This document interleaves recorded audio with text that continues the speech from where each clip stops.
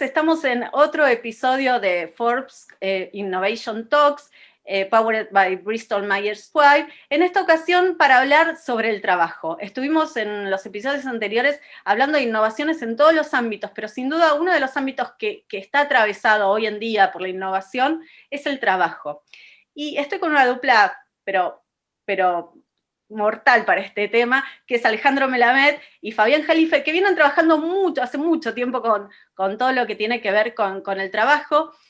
Y a mí me gusta empezar por algo porque Alejandro, uno de sus libros más conocidos es El futuro del trabajo, y el futuro del trabajo ya está acá. O sea, todo lo que predijiste ya es una realidad. Y hoy nos encontramos con esto, ¿y qué hacemos con todo esto, no? Porque nos pusieron, una pandemia nos puso a prueba y está poniéndonos a prueba todos los días con algo diferente. ¿Qué se hace de ahora en más? ¿Cómo nos adaptamos a esta nueva realidad?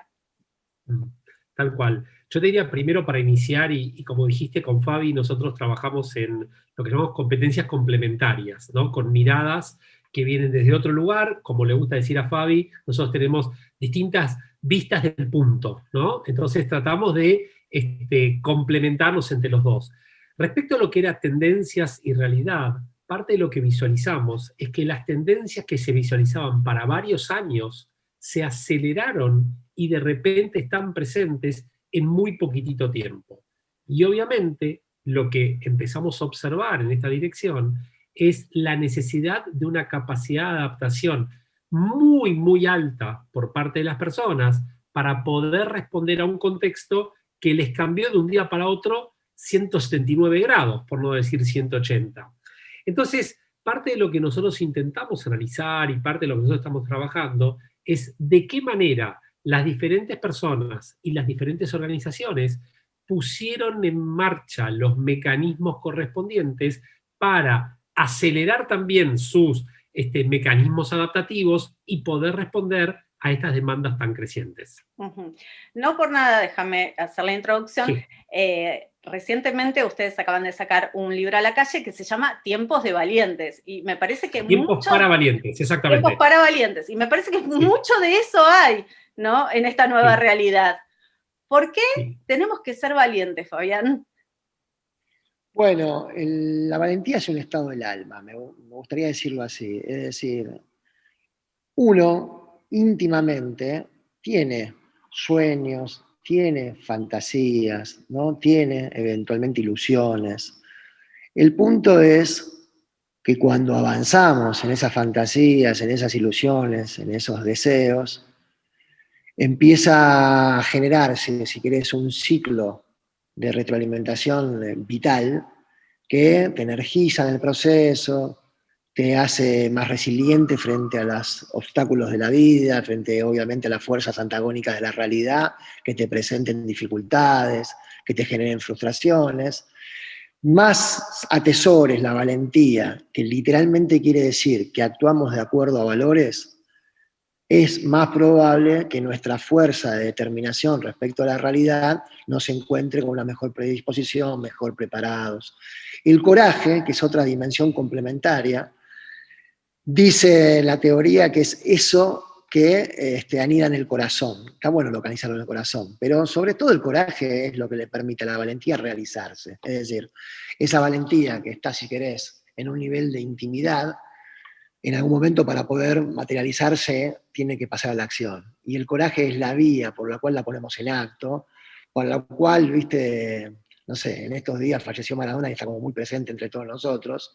Él, a la hora de enfrentar las contingencias deportivas, tenía una característica que era, viste, el pecho inflado y el mentón levantado, es decir, transmitía corporalmente una presencia que no solamente expiaba los miedos del equipo, sino que también generaba cierto nivel de intimidación en el adversario, ¿está bien? Entonces, es algo que empieza adentro, pero que tiene consecuencias en el afuera.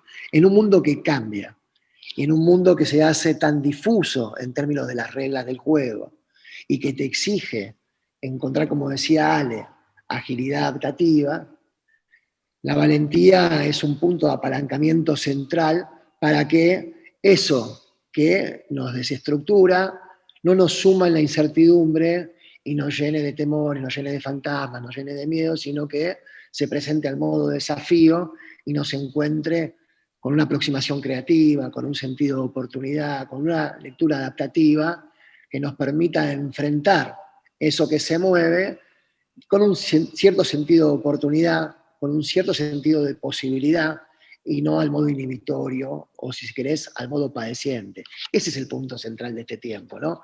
La estabilidad hay que construirla de adentro para afuera, porque la afuera no solamente es inestable, será una y otra vez cada vez más inestable, y cierro con esto. Hay disrupción no solamente sanitaria, disrupciones tecnológicas, disrupciones ambientales, disrupciones sociales, eventualmente disrupciones políticas. Vivimos en un entorno, ¿no?, que tantas veces desarrolló Ale en libros anteriores, buca, ¿no?, volátil, complejo, ambiguo, indeterminado. Bueno, a mar revuelto, ganancia de pescadores, ¿no? La valentía es la caña y, si querés, la línea, el anzuelo y el gesto de lanzar, sobre todo, conciernen al coraje. La valentía, digo, ¿es algo que está dentro de todos, yace dentro de todos, o es algo que se aprende? Qué buena pregunta. Dale vos, por favor. No, Ale, por favor. La valentía es algo que se desarrolla con el tiempo. La valentía es algo que lo tenemos en estado de latencia, pero tenemos que alimentarlo. Es como un fuego que vos no le ponés combustible. Tenés que darle oportunidades para poder experimentarlo. Tenés que brindarle herramientas para que se pueda materializar. Tenés que darle inspiración. Y tenés que ir aprendiendo a medida que vas avanzando. Porque uno de los aspectos que más desarrollamos en el libro y lo que más estudiamos durante estos tiempos es la distinción entre el miedo y el pánico. Y vamos a entender de qué se trata esto. Obviamente que ante una situación así, todos tenemos miedo, porque el miedo es la reacción ante una amenaza externa. El problema se genera cuando este miedo se apodera de tu mente y lo único que tenés es miedo, miedo, miedo, miedo. Entonces, ese es el miedo que paraliza, ese es el miedo que te apanica y que te deja ahí congelado ante la situación. La valentía es la fuerza interior que te permite sobrellevar esta situación sin pasar a la inconsciencia, sino desde una lógica inteligente, tratar de abordar las amenazas como tales y, como bien decimos en el libro también, cuando hay determinadas situaciones complejas, difíciles, cuando hay determinados tiempos que son realmente abrumadores, mucha gente llora, algunos se dedican a fabricar y vender pañuelos. Bueno, nosotros pensamos que los valientes son los tiempos justamente para aquellos que van a fabricar y vender pañuelos, y obviamente no como oportunistas, sino justamente como personas que pueden capitalizar la oportunidad. Claro, en esa línea, si me dejás, que me encantó la pregunta, y tomando lo que dice Ale, viste que cuando vos al principio presentabas el libro decías tiempos de valientes, Ale hizo un señalamiento, dijo para valientes. A veces se piensa en términos de ser o no ser, y eso es inhibitorio siempre, ¿no? Como si haber alcanzado algún éxito te hiciera exitoso, o haber tenido algún fracaso te convirtiera en fracasado. La experiencia indica que no es así, que pensar así te fija el pensamiento, y cuando vos fijás un pensamiento, fijás una idea, hace destino. ¿Me explico? Te determina, porque después tu sensibilidad y tu experiencia está condicionada por ese pensamiento. Cuando nosotros decimos para valientes es porque justamente estamos todos interpelados en términos de la posibilidad de asumir actos corajudos, ¿está bien? Actos que nos permitan realizarnos como valientes en el mismo acto. No es que somos valientes y después actuamos. Es la valentía la que se materializa, la que se recibe, la que se, de alguna manera, revela en el acto del que hasta no nos creíamos demasiado capaces. Eso es lo que le pasa a toda persona que va a tomar riesgo. ¿Por qué me parece tan importante esto? Uno podría preguntar qué es lo que hace que una organización, un equipo, una persona desarrollen capacidad para tomar riesgo. Y entonces me gustaría plantearte una secuencia que fuimos descubriendo en la investigación. Nosotros estamos siempre dialogando con audiencias corporativas. Viste que en el mundo corporativo, en el mundo del trabajo, las relaciones todavía se reconocen, las relaciones laborales, como relaciones de dependencia. Bueno, subrayo, ¿no? En rojo, para generar un estado de alerta. Relaciones de dependencia. Sin entrar en profundidad a las implicancias que tiene desde el punto de vista, si querés, de los contratos laborales, desde el punto de vista estrictamente psicológico, lo peor que nos puede pasar, no sé si lo peor, pero de las peores cosas que nos pueden pasar en la vida es andar al modo dependencia. ¿Me explico? ¿Por qué dije no sé si las peores? Porque tal vez peor a veces puede ser andar al modo desamparo, que el desamparo radical puede ser más dañino que, si querés, el punto de dependencia. Tienen distintas consecuencias. Ahora, no puedes esperar de una relación de dependencia o de la dependencia psicológica, psíquica, actos de innovación, no puedes esperar actos de audacia, no puedes esperar creatividad incisiva, ni siquiera puedes esperar una parada, ¿no? Honesta e íntegra, porque la dependencia tiende a generar conductas acomodaticias, serviles, en el mejor de los casos obedientes, pero te setea demasiado la cabeza como contrato psicológico en torno a la amenaza, en torno al miedo, te achica. Y como consecuencia, solés crear una cultura que juega a no perder, ¿me explico? Y cuando uno juega demasiado tiempo a no perder, se va haciendo conservador. Y si te haces conservador y jugás a no perder, es improbable que puedas andar en un ritmo de agilidad adaptativa, encontrando formas originales de generar valor, ¿me explico? En general vas a tender más a defenderte y vas a padecer mucho en el intento. Nosotros fuimos viendo en nuestros estudios que hay otra modalidad para andar, que es la modalidad seguridad psicológica. La modalidad seguridad psicológica la trabajó Brené Brown, da cuenta la seguridad psicológica de los equipos que alcanzan mayores niveles de alto desempeño sostenido. Ese es el estudio de Brené Brown, que ratifica después Google en un estudio en extensión muy abarcativo, que básicamente concluye que los equipos con más rendimiento sostenido a lo largo del tiempo son equipos que paradójicamente fallan mucho. Pero por eso se hacen fallidos, o se hacen equipos traumados, o se hacen equipos fracasados. No, convierten la falla en aprendizaje en velocidad. Con esta lógica de Learning Agility, lo que hacen es experimentar rápido, experimentar en ambientes controlados, hacer prototipos, hacer pilotos, aprender en velocidad para calibrar en velocidad para llegar antes. Y como consecuencia de eso, setear agenda, liderar, obviamente, las iniciativas de innovación, etc. Ahora, el tercer estadio, que es hacia donde obviamente estimulamos a la audiencia a ir y a la cultura organizacional a abrazar, es al nivel de audacia psicológica. La audacia psicológica es la capacidad que tenemos las personas, no solamente de ser auténticos y honestos y decir lo que pensamos y generar interdependencia con otros. La audacia es la capacidad de tomar riesgo, es de sentirnos apasionadamente comprometidos con las prioridades que abrazamos. Es haber enhebrado, y esto nos parece clave, con Ale hemos escrito el libro anterior, trabajando alrededor de esto, sentido de propósito.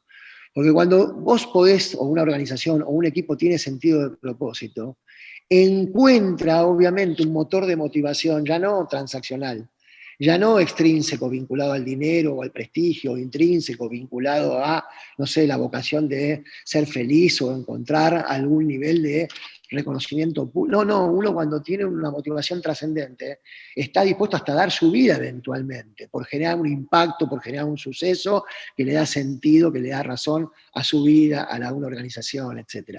Eso produce una vitalización de una magnitud que nunca la alcanzan, obviamente, las motivaciones más transaccionales, y es de allí donde se enhebra la audacia, donde se hacen apuestas más incisivas, y de donde se genera la antifragilidad que convierte los obstáculos en una energía de redoblar el esfuerzo para poder superar, obviamente, todas las contingencias que nos produce la vida. Hay una peli, cierro con esto, que vi ayer que me encantó, una vieja película, pero que trabaja fuertemente en la idea de valentía y resiliencia, que es Gladiador. Y el gladiador tiene una convicción tan profunda y tiene una ética tan congruente y tan consecuente con su sentido de propósito, que toda su vida y toda su obra, hasta termina dando, bueno, no voy a spoiler la película, pero digo, nos conmueve en términos ¿Cuál es de nueva? proeza, ¿Cuál es nueva? ¿no? Nos conmueve en términos de proeza, recomiendo ver la película, volver a verla. En un momento dice lo siguiente, y me excedí y paro acá de verdad. No, me encanta. Pero dice, actúa entonces lo que haces en cada día se expresa en la eternidad. Tremenda esa noción. Uno cree que la eternidad viene después y que se la pasa haciendo temas menores para que algún día la eternidad eventualmente llame a nuestra puerta. No, dice, la dignidad con la que te ofreces en el día a día, la dignidad con la que ofreces con valentía tus gestos, tus actos, es la que dialoga con lo eterno, es la que dialoga con el suceso, es la que dialoga con el acontecimiento y eventualmente con la historia. Bueno, eso nos parece que se cultiva. Se Ahora, generan bien. sí. Ahora te pregunto lo siguiente, porque todos podemos trabajar el sacar esa valentía hacia afuera, ese coraje, pero ¿qué se hace ante una época tan, tan disruptiva como la que estamos viviendo, ¿no? Donde la verdad es que a todos nos atraviesa de diferentes maneras. Realmente hay que ser muy valiente o tener muy trabajada esa valentía para poder afrontar los desafíos que todavía se vienen, ¿no? Y que no sabemos bien cuáles son. Doctor, A ver, yo lo que te diría es lo siguiente. Primero, me parece que cuando estamos en el ámbito organizacional, Fabi hacía referencia a lo que es el concepto de seguridad psicológica. Entonces, la seguridad psicológica es como el campo fértil en el cual cada uno de nosotros, como decía también Fabi, se anima a arriesgar sabiendo que no va a sufrir consecuencias por eso. Ahora, arriesgarse no es hacerlo inconscientemente ni con mediocridad. Arriesgarse implica tomar todos los resguardos que hay que tener. Arriesgarse implica dar lo mejor que uno pueda dar y tratar de rodearse de aquellas personas que puedan brindar información apropiada para que esto ocurra. Ahora, ¿qué es lo que sucede? Muchos piensan que la valentía es el arrojo y hacer cualquier cosa en cualquier lugar. No, no estamos hablando de eso. Estamos hablando de un contexto en el cual primero tenés que estar en un lugar que te sientas, entre comillas, confortable para poder arriesgar. En segunda instancia, poder aprender permanentemente y poder capitalizar cada oportunidad como una experiencia de aprendizaje. Ahora, esto es como algo que nos va reforzando nuestra propia capacidad de aprender permanentemente. Una de las cosas que más estudiamos también en el libro tiene que ver con esto de lo de aprender a aprender, ¿no es cierto? Y lo que ya se llama la mentalidad de aprendizaje, la mentalidad de crecimiento.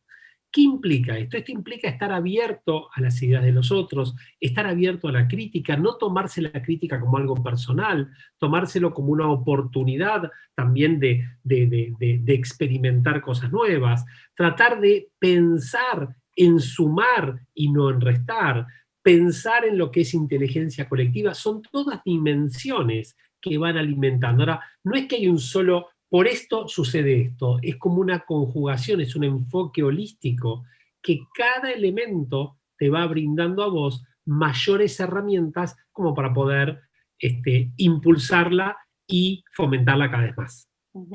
Ustedes en el... Sí, Perdón, Pilar, solo para complementar, ¿no? Una idea, la neurociencia plantea que los mecanismos cerebrales son bastante simples, ¿no? Que básicamente hay un polo del cerebro que lee dolor y que lo evita a todo costa, ¿no? Y el dolor moral o el dolor social pesa tanto como el dolor físico, duele, digamos. Y hay otra dimensión que es básicamente la de la recompensa, que tiene que ver, obviamente, con todo aquello que nos gratifica, que nos genera placer, que nos genera sentido de realización. A veces la palabra recompensa no está tan bien traducida porque te da como muy transaccional, pero recompensa puede ser impactar en el mundo para resolver una problemática que aqueja al mundo, ¿cierto? Entonces, uno podría ser recompensado de distintas maneras, ¿está bien? Entonces, claramente, para enfrentar un mundo tan complejo, en donde el statu quo se pierde todo el tiempo, hay que hacerse amigo del duelo, ¿no? El duelo quiere decir que tengo la plasticidad para poder soportar, y no solamente soportar, incluso amigarme con la idea de que el cambio puede ser una fuente de oportunidad, puede ser una fuente de superación, puede ser una fuente de renovación. Ahora, si solo lo voy a vivir al modo incertidumbre y solo voy a tratar de parapetarme de los dolores que me pueden engendrar, lo más probable es que padezca mucho la época. Por eso decimos que es un tiempo para valientes, porque las condiciones ambientales, sí o sí, requieren poner en la agenda de desarrollo de habilidades, de modelos mentales, de modelos emocionales, de modelos actitudinales, la condición de cambio y transformación como recurso básico, diría, primario, para vivir en este tiempo, para ser contemporáneo. ¿Me explico? Ni siquiera para destacarte en este tiempo. Es un factor higiénico, es un piso para vivir en esta época, porque es el aire que respiramos. Tal cual. Ahora, en el libro ustedes, la verdad es que tuvieron conversaciones con las principales empresas argentinas, multinacionales, ejecutivos en mandos altos, medios. ¿Cómo está el empresariado local en materia de valentía, coraje? ¿Cómo se posiciona de acá en adelante para lo que viene, que vaya a saber que sea? La incertidumbre, ¿no? Sí, está bueno.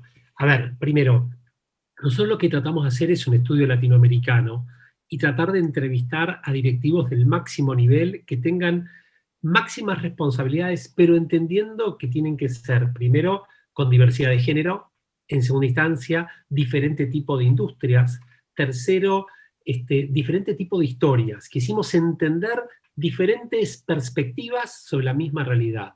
Y algo que hemos descubierto, no podemos decir el ejecutivo argentino o el directivo argentino. Sí, lo que podemos decir es que hay muchas personas con historias personales muy interesantes que los han marcado, que han dejado huellas y que en definitiva, para tiempos como el que estamos viviendo, esas huellas lo que fueron son como una especie de amalgama que les permitieron desarrollar su valentía y su coraje, que toda situación compleja que han atravesado en su vida la han capitalizado para seguir aprendiendo y para seguir creciendo.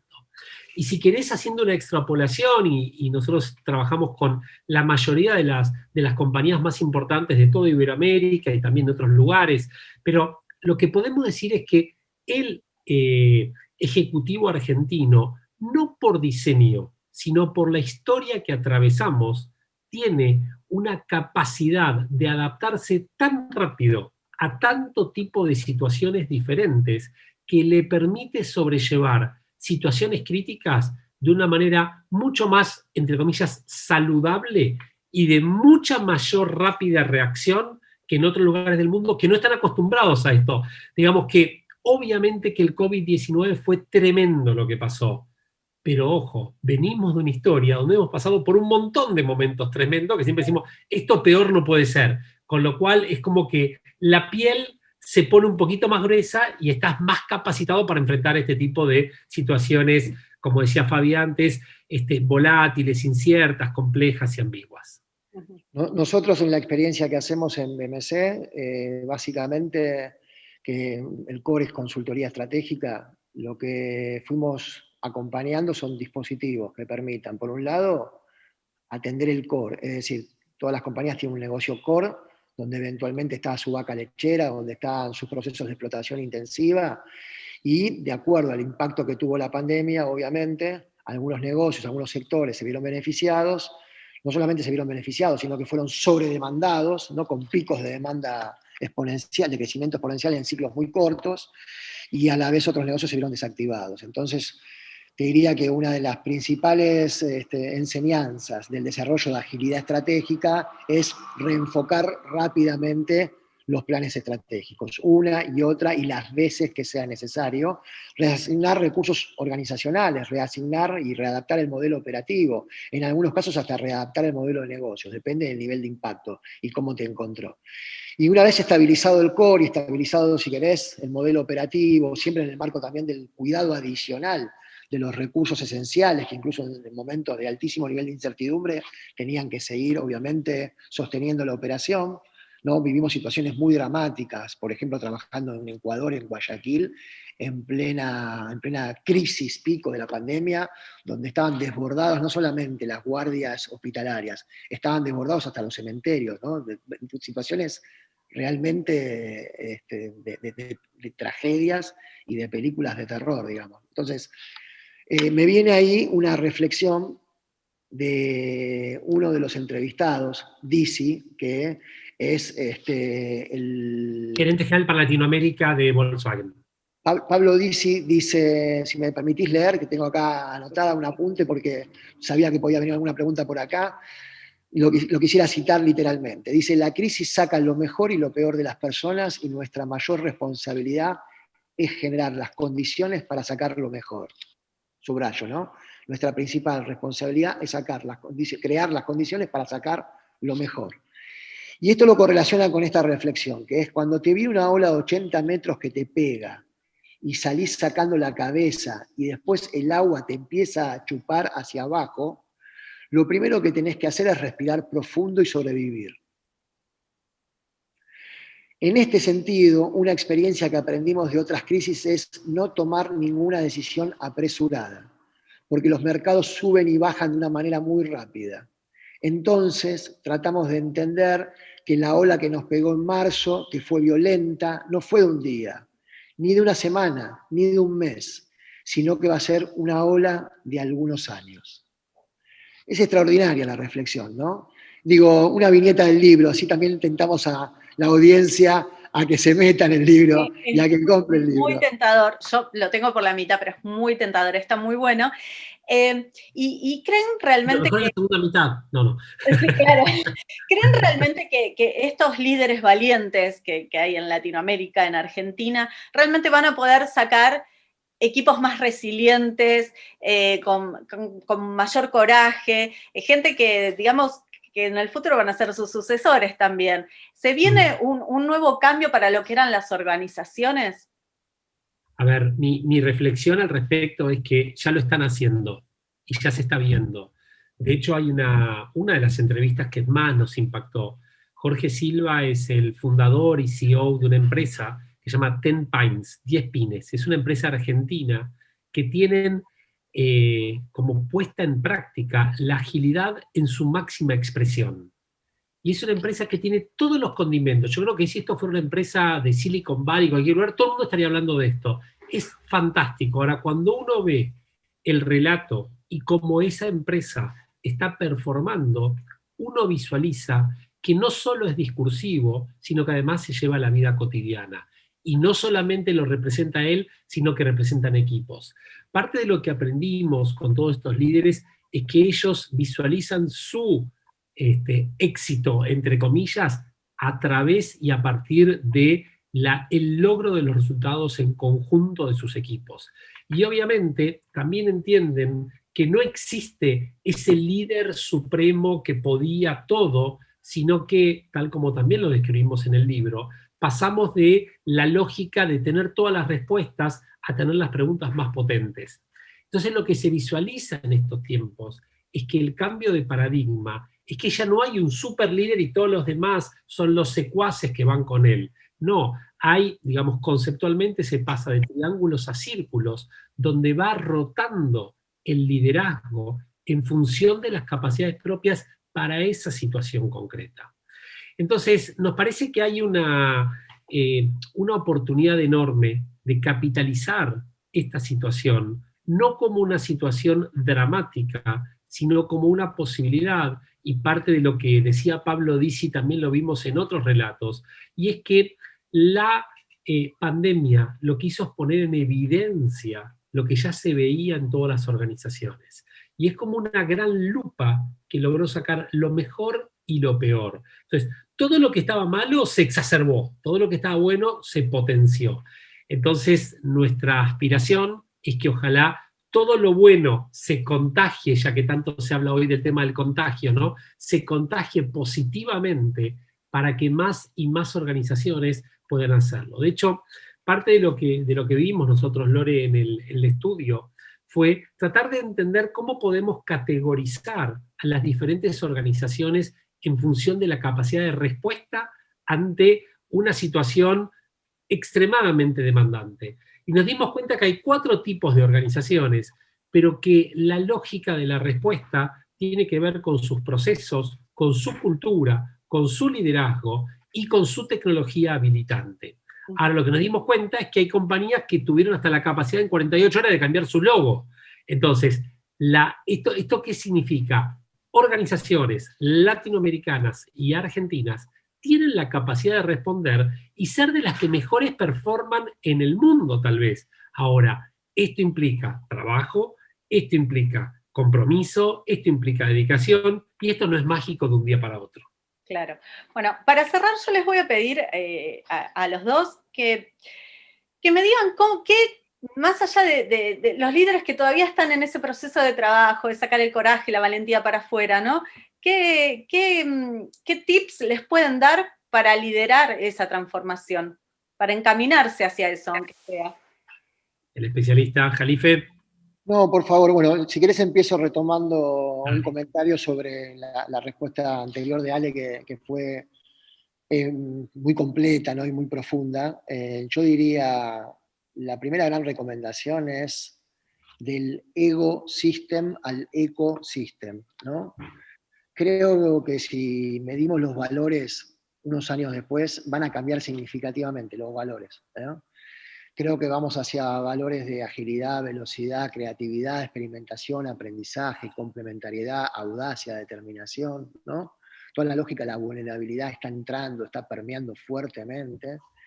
Y bueno, esto tiene consecuencias en la manera de ejercer el liderazgo, ¿no? Ya no es un liderazgo, el líder declaró, todavía hay mucho de eso que está muy vigente, ¿no? Todavía hay mucho peso en la jerarquía, mucho peso en el mando, mucho peso de la procrastinación para evitar la exposición.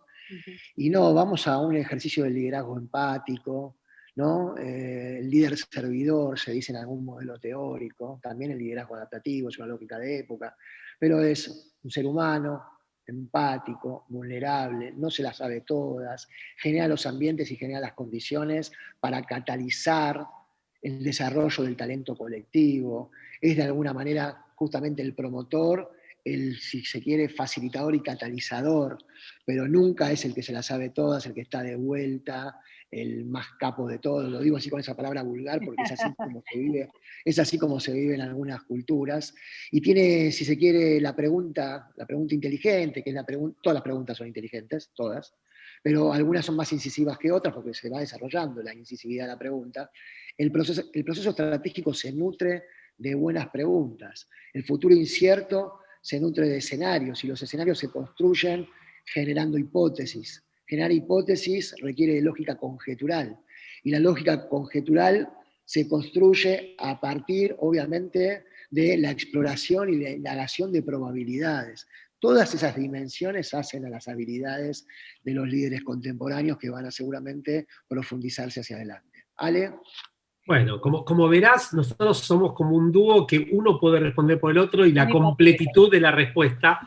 Yo, tal vez algo que nosotros discutimos también mucho durante todo el transcurso del libro, que me parece que es una capacidad, una competencia muy aplicable, y con todo lo que decía Fabi, es lo que llamamos la empatía y la compasión, ¿no? Nos parece que parte de una de las habilidades críticas, una de las competencias críticas en este momento, es poder ponerse no solamente en los zapatos del otro, sino poder ponerse en el corazón del otro. Y la compasión implica algo que también lo trabajamos mucho y que podríamos hablar un montón de tiempo, que es acompañar las emociones de los otros. Porque parte de lo que sucede durante todo este transcurso de tiempo tan crítico es que todos vivimos una montaña rusa emocional, que lo que estamos requiriendo de los líderes es que nos acompañen. No es que requerimos un analgésico para curarnos, necesitamos a alguien que nos escuche, como decía Fabi, que nos acompañe, que realmente pueda entender la problemática que estamos transitando. Seguro. Bueno, yo les quiero agradecer a los dos. Es siempre muy, pero muy interesante escucharlos. Los invito a abrir otro debate en el futuro porque, bueno, siempre nos queda corto. Así que les agradezco muchísimo y al público los sigo invitando a que vean estas Innovation Talks.